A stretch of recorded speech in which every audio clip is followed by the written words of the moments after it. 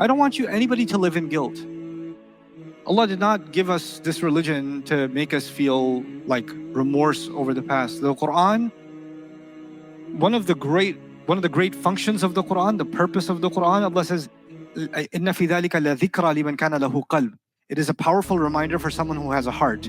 So anything related to the heart, the most comprehensive answers for how your heart should feel is in the Qur'an. And in the Qur'an, if someone has lived a life of sin, or a life of forgetfulness, or a life of mistakes, or a life of neglect, etc., does Allah say you should now feel guilty until you die for how you have lived? Does the Qur'an ever do that? The Qur'an is more protective of, Allah is more protective of His creation's heart than even the creation themselves. Allah cares more about my heart than I do about my own heart. You understand that concept? So if Allah does not shame or guilt me about my past mistakes or neglect, all He asks is do one thing. What's that one thing? Make tawbah and then fix yourself. Make tawbah and fix yourself. And then you might slip again, and if you slip again, what should you do again? Make tawbah and fix yourself. And if you can do that, you don't have to live in what? Guilt or shame. You don't have to live in guilt or shame, you know? And what we've done is we've created a mindset, because, and I'll tell you where this comes from. Allah forgives easily. Allah is actually eager to forgive. But people don't forgive easily. If you hurt your mother's feelings, even if she hugs you, something is still hurting her in her heart. She's not capable of letting go of some of that pain.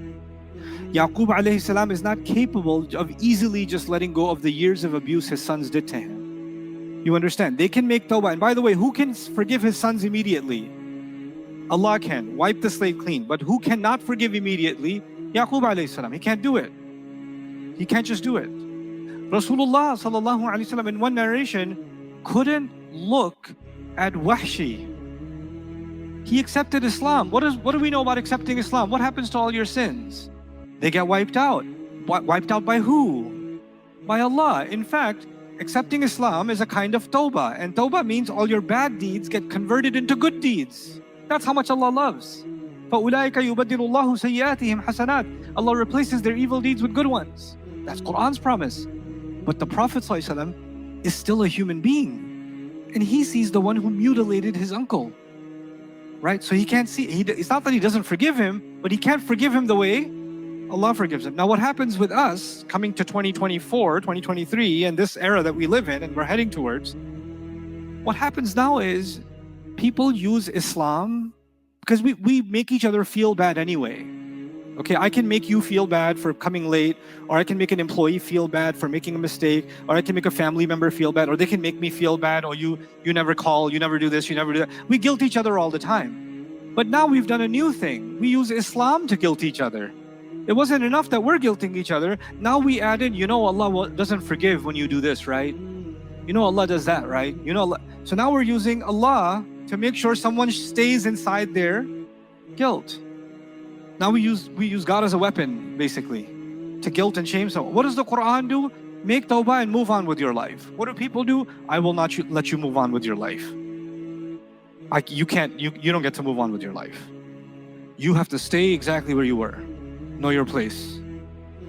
It's as if Allah wants one istighfar, show of humility, and move on, and human beings want constant sajda. Human beings almost want, I want you to worship me to the point where you keep begging for forgiveness and begging for forgiveness, and then I'm going to say, your sorry's not good enough for me.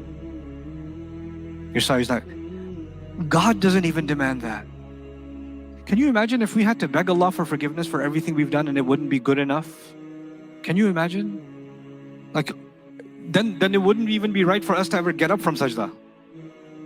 Never be even to get up from it. So the guilt you're feeling is actually not just you. There's a cultural, anthropological, collective guilt society that we've created. And in that society, you're supposed to live feeling bad about yourself. You're supposed to live in shame. You're supposed to live in regret constantly. Do we regret our mistakes? Absolutely.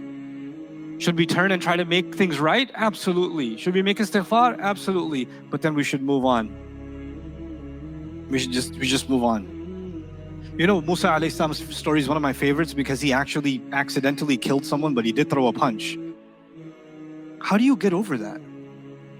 Like, how do you get over that? And you know what? When he goes to challenge Musa, challenge Fir'aun, when he goes to challenge Fir'aun, Fir'aun could just turn around and say, you're going to tell me what's right and wrong? You know what you did? Who are you to open your mouth? A murderer is going to teach, oh, a murderer is a prophet now? Really? You have no moral standing to be able to say what's right and wrong because you have a mistake in your past. Isn't that the logic? Guess whose logic that is? Fir'aun's. It's very powerful. It works. Because then someone says, look, I have mistakes, I shouldn't say anything. And then people turn that into a righteous thing. I have so many sins myself. I have so many mistakes myself. Who am I to say anything about anything? I should just be quiet. And then anybody who's done any good should be quiet because they're aware of their flaws. So that nobody should speak the truth. Because is there anybody who exists that doesn't have sins? So if sins are the basis for which I shouldn't say anything or you shouldn't say anything, then we should just be perpetually silent.